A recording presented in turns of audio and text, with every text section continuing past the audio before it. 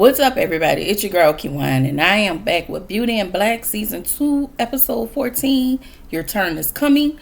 Before I start, make sure y'all like, comment, subscribe. Click the notification bell button so you can be updated in every video I drop. Make sure y'all like the videos so I can stay in the algorithm.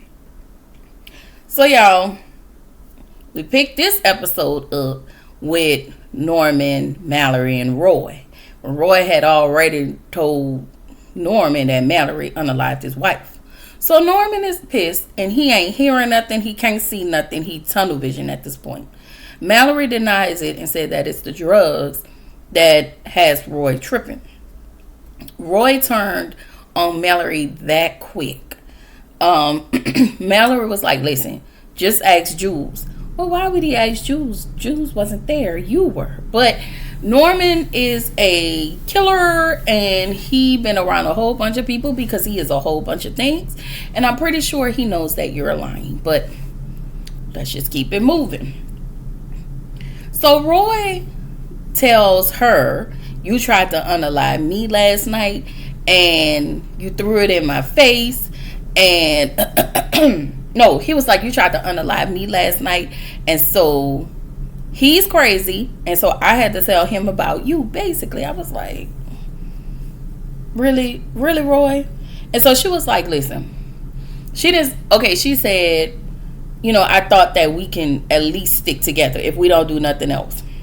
Roy want to do whatever he want. And he don't want Mallory to say or do anything. He wants to be able to run amok and all of the things, and it's just because he's insecure. Anyway, Charles arrives home and he looks at his clock. Well, of course, his clock is a hidden camera. He has a hidden camera in that clock. He found out his mama had robbed him. He found out that robbery that was staged in season 1, that was Olivia setting Horace up, but her people end up getting unalived. And so he really done. Like, he's just like, oh my God. So anyway, Spanish Papi calls Varney and checks on them. I think, Spanish Papi called Varney and, or was it the other way around? Well, they're on the phone. And Varney is asking, how are you? What's going on? Have y'all left? Please don't leave the room. He's like, what hotel are you in? Adeline doesn't want him to say anything. When I tell y'all Adeline was pissing me off, and I get it, when you don't trust nobody, you just don't trust nobody. So there is that. And so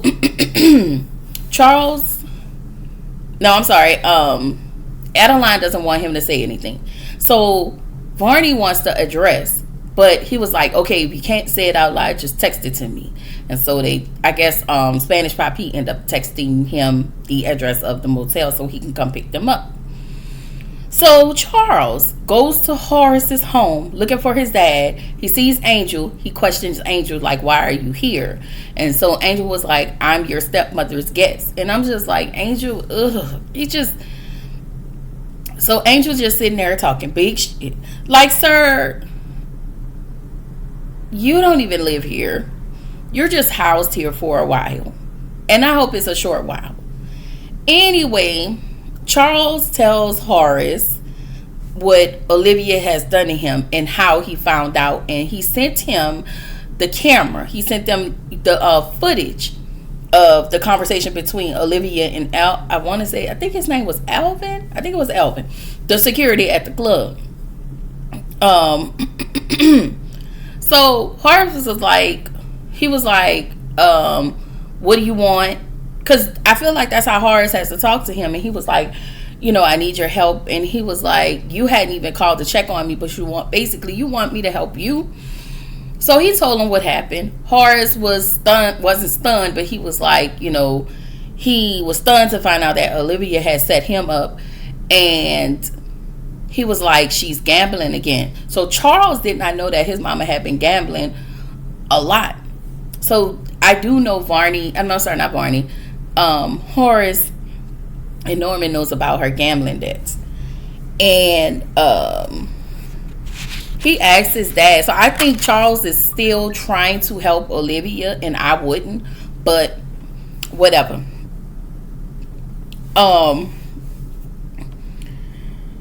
Horace, he asks his dad, hey, can you help me? Horace was like, no, because I've given you everything you needed in this life. So you need to figure it out, which I was not mad at that, because I have handed everything. And that has been an argument over the years between Olivia and Horace, is that those boys was too spoiled and they have gotten too much.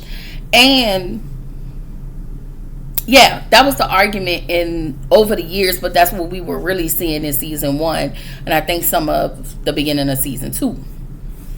So Rain visits Kimmy, and they're in the office having a chit chat about Rain finally having the club, and Kimmy being I think the COO or something of Beauty and Black. So Varney comes into her office. He lets her know that the will is done, and she was like, okay, you can leave. Jules wants Traction. I'm sorry.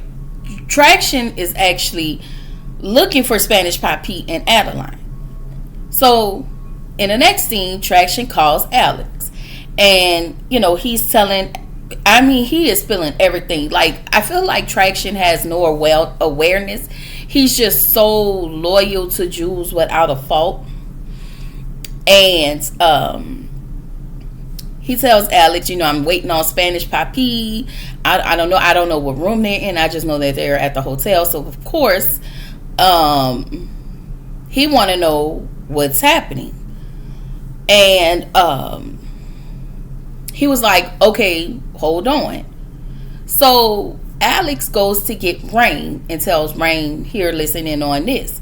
So, Traction is giving Alex, what he's doing. Like, he's telling him what he's doing. That I'm been sitting here for a while. They haven't come out. I don't know which room they're in, but I'm supposed to basically bring them the Jules on site. So Alex was like, okay, I'm coming. I need action. Just trying to play it off because he's trying to help them. So he was like, I need action. Yada, yada, yada. Let me do what I need to do. And so Traction was like, dang, I can't do nothing by myself. So he arrived, he leaves. And so Rain goes back into Kimmy's office. Kimmy was like, what was that about? Because, Kimmy was side-eyeing her and Alex as she's sitting in her office looking, because she don't know what's going on. So Rain finally, which I thought Rain told her about Dega is in a shake situation. I thought Rain told her, but it turns out that Rain didn't. And, yeah. So Norman goes to the hospital looking for Jules, but Jules isn't in the room because they wheeled his son off down to the morgue. Norman then goes to Olivia's room, and he told her what Roy said about Mallory unaliving his wife. Olivia was like, don't believe Roy. He ain't nothing but a damn crackhead. She didn't say it like that, but she said it like that. And so Norman tells Olivia Jules' son died, but he needed to find Jules so Jules can confirm things on the death of his wife. Olivia tells him, listen, you need to find out the truth before going head first in its entirety. Olivia calls Mallory to let her know what's up and just basically let her know, listen, Norman wants to bust your head to the white meat. Okay? And you need to be careful, but I'm, just want to let you know. So now Varney goes back into Mallory's office so he can have a conversation. Before they can have a conversation, of course, Roy and fish-smelling Felicia walks in his office. Okay? Mallory says Roy is acting out. And that is a deep childhood situation, trauma. She also says, I don't like to be humiliated. And when she gets humiliated or she feels humiliated, she goes left. So Varney was like, okay, listen, I get that, but I need you to pump the brakes on that because I need to talk to you. So Varney says he feels like that they can work together and weed out all of the bad apples around here. He tells her about the sex trafficking with Jules and Norman, the money laundering that Jules and Norman are doing for a drug boss. I was like, wait a minute. I wonder if that's Gina's boss, if they're working for the same. I don't know, but we need to find out. So Varney lets Mallory know that Kimmy has arrested the missing pieces, and we need you to find out what are those missing pieces and how Horace is involved. So Mallory goes into Kimmy's office and talk with both her and Rain. Of course, it's this pissing contest that they both are having, but it's more on Kimmy's end. And I'm like, girl, you just need to listen. So Mallory takes this moment to be transparent. She tells them how she, everything about them from schools, from their school age to adult, how they got in trouble, what happened to them while they were in foster care.